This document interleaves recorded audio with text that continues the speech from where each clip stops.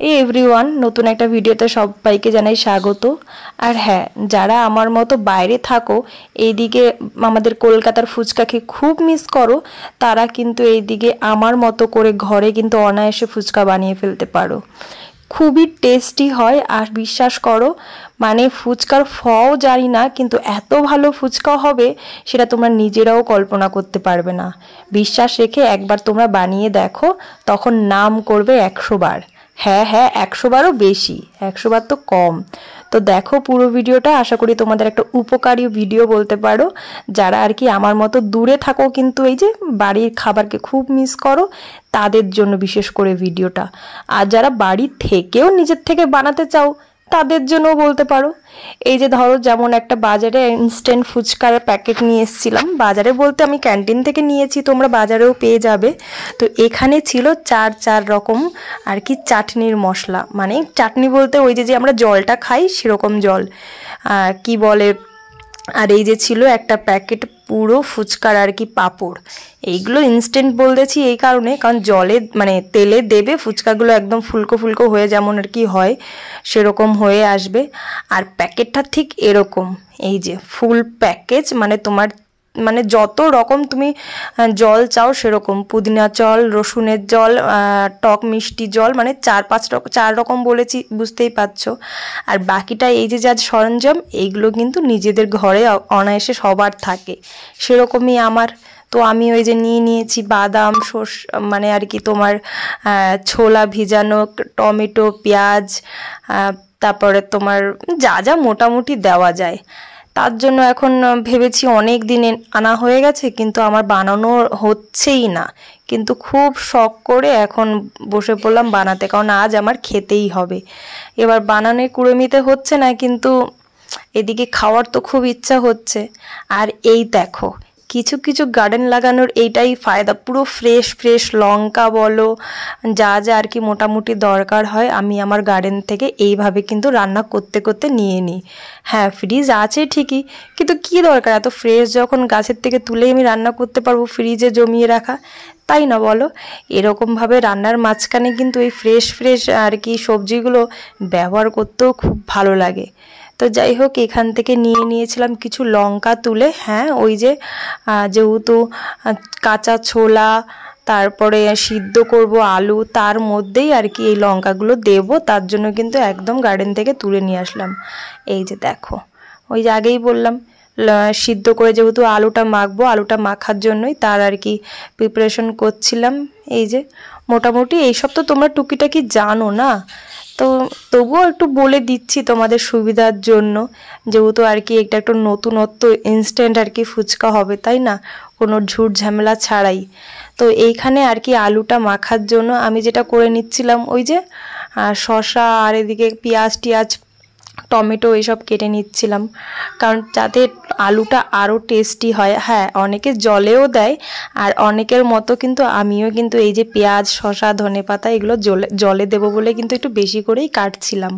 তোমরা তোমাদের মতো কাটতে পারো, যারা নিরামিষ করবে তারা পেঁয়াজ দেবে না, ওই আর কি। যাই হোক, কিন্তু জানো তো, এই যে জানো তো আবার কি, এটা সবাই অবশ্য জানে যে আমাদের নন বেঙ্গলি যারা আছে তারা কিন্তু পেঁয়াজ রসুনকে কখনোই নিরামিষ মনে করে।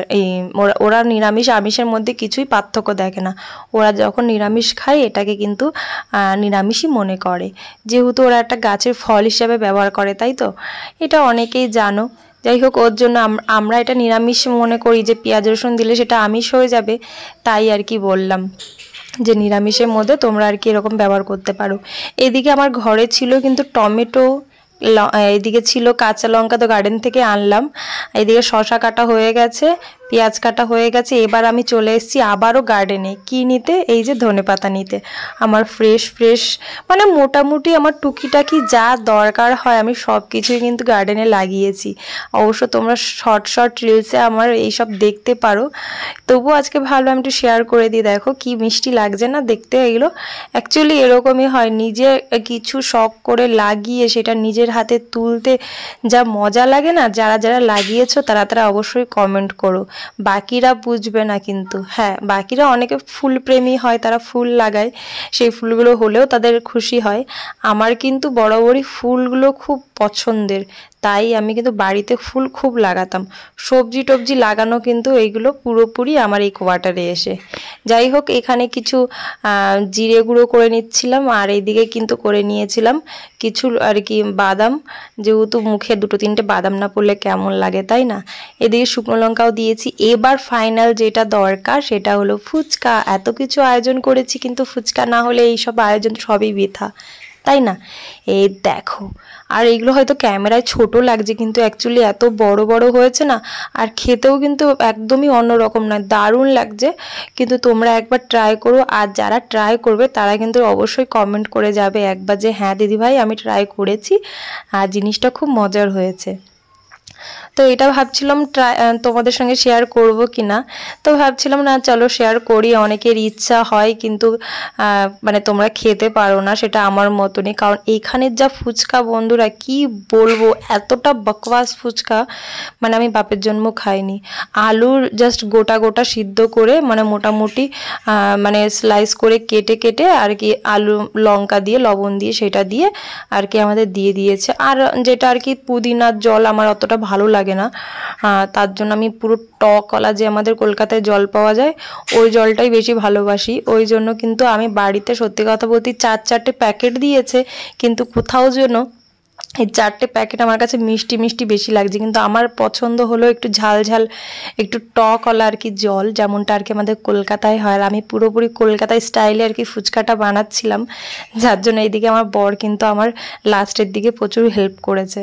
আর জন্য ভাবলাম যে চলো আমি একটু ক্যামেরা করে নিই। দেখো লুকটা, দেখো তোমরা জলটার লুক, মানে লাগছে তো, জিভে জল আসলো তো, হ্যাঁ হ্যাঁ আসলো। এবার তোমরা বলবে খেয়ে বলছি কেন, দেখে হয়তো অনেকে বলবে দিদিভাই না দিয়ে খেয়ে নিলে তোমাদের পেট খারাপ হবে। বলে রাখি আগের থেকে, এটা কিন্তু আমার আগের ভিডিও, আমি একটু দেরি করেই ভিডিওটা আপলোড করলাম। তো হ্যাঁ, তোমরা কিন্তু বাড়িতে অবশ্যই ট্রাই করো। আর যে 4টে প্যাকেট দিয়েছিল ওগুলো আমি একটু একটু টেস্ট করে আর বেশি করে করলাম না, কারণ যারা মিষ্টি পছন্দ করো তাদের জন্য ওইগুলো একদম পারফেক্ট। আর আমি চেয়েছিলাম একটু ঝাল ঝাল টক টক। তো চলো বন্ধুরা, টাটা।